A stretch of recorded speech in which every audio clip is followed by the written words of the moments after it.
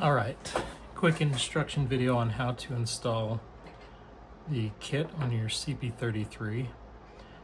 So first thing we're going to do, just make sure there's no round, chambered.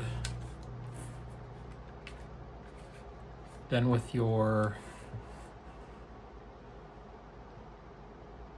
facing the ejection port, we're going to punch out the pin. And so to do that, I've got a punch and a little hammer. You can use a number of things, but just gonna gently tap that out. I find if you set it on top of like a tape roll or something so the pin can drop through, that makes it a lot easier. A note through all of this, get a plastic bag and just put all of your stock pieces in that for safekeeping. Next up, we're going to remove these screws, these, and these. The kit does come with the Allen wrenches to do this.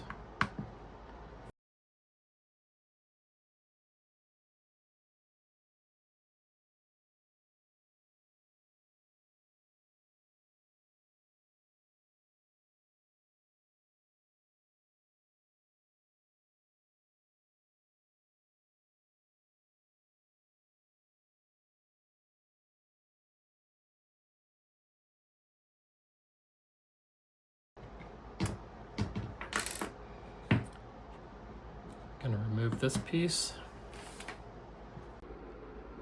So one quick note here, when you take this piece off, this little nut is going to want to fall out, and you can see I've just taken some like blue tacky putty and just stuck it in there. You can even do a dab of glue, but that will fall out, so you've got to watch out for that and put it back. And then I'm going to grip the slide and just this top cover part, we're just going to slide the whole assembly off like this. I'm going to turn it upside down so the bolt group doesn't come off. So we're going to remove the bolt and the charging handle. And now we're ready to start installing the kit parts. So you're going to have a new side charging handle, extended safeties, optional hand stop, and then all of your mounting hardware to go with that. So the first thing we need to do is install the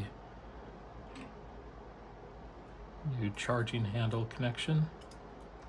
So with my bolt facing up, I want this to face, this notch to be towards me. So that's going to be on, you want it on the left side of the gun where you're not seeing the ejection port. So I'm just going to carefully slide that back in.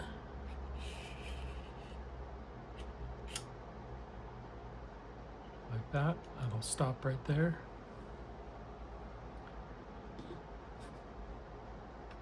Now I'm going to place the whole assembly back. We're going to install a little vinyl strip, and this will, in case you ever want to undo this, this will keep this aluminum section here from getting marred. Okay, so you know what, I don't know, about 1/4 of an inch back, and I'll get the front stuck down and then peel this.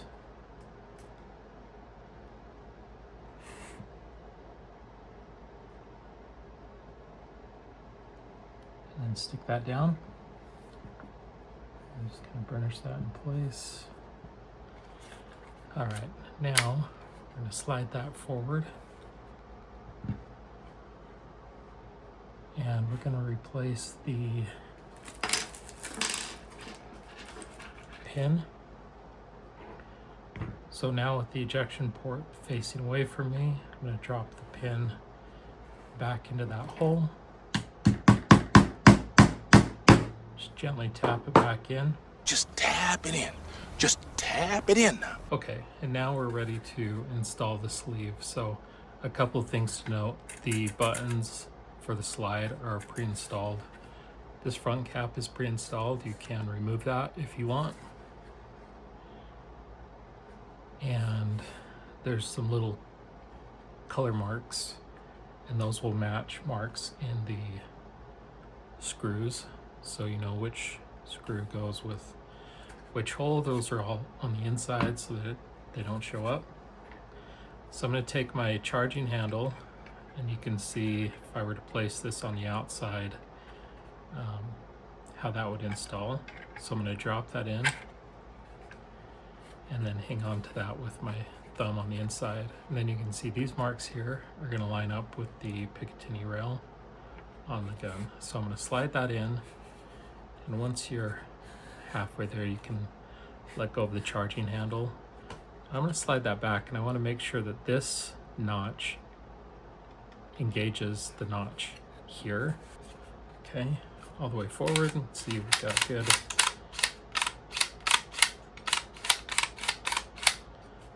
charging handle engagement.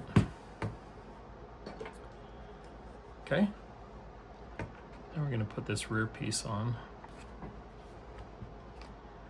All right, so now that that's lined up, make sure that all my holes are aligned. I'm going to go ahead and screw those in. You get right about where it stops,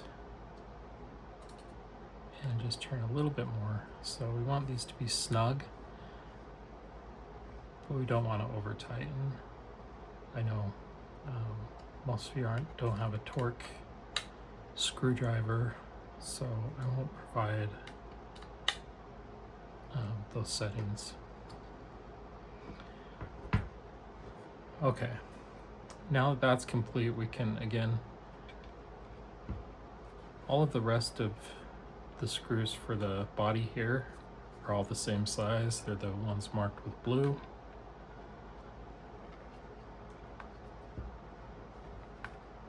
So I'm going to run those in.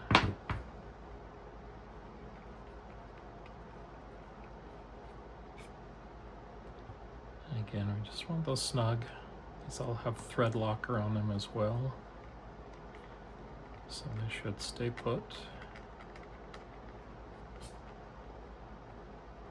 Once threaded in, these screws are marked with white, so if you don't want to do the hand stop, you can use these bolts, and those just drop in.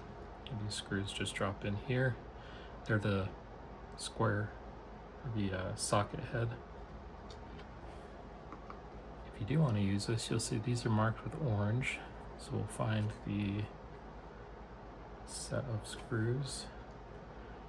So these are the countersunk hex heads, but they're marked orange. These are longer than the blue ones, so don't get those mixed up.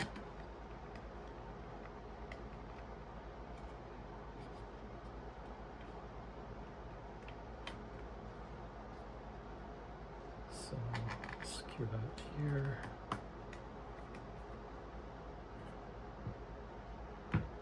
Okay, the hand stops in.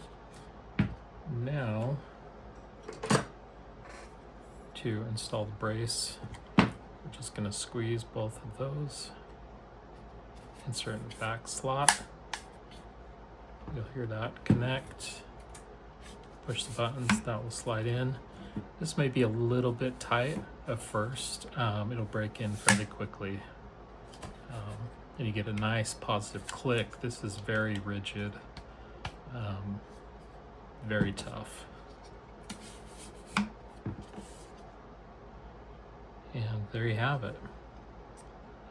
You should be able to fit almost any 22 caliber or 22 long rifle suppressor on here. I will be making versions in the future with a knockout here so you can thread on a larger suppressor. Maybe if you've got a universal suppressor.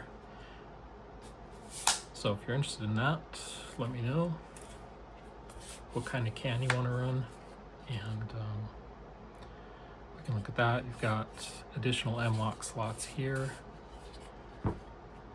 full Picatinny rail on the top, and last, if you want to put the extended safeties on, for me personally, I like to just use the one. So for me, I'm right-handed, so I'm just going to install the right-hand safety. And so we're just going to unscrew this. Okay, so for me, I like to just install the safety on the left side since I'm right-handed, so this is the side that my thumb will be operating. You can install both. I've just found on the other side that depending on how you're gripping, sometimes that extended grip hits my knuckle right there. It's annoying. So anyway, you're all ready to go.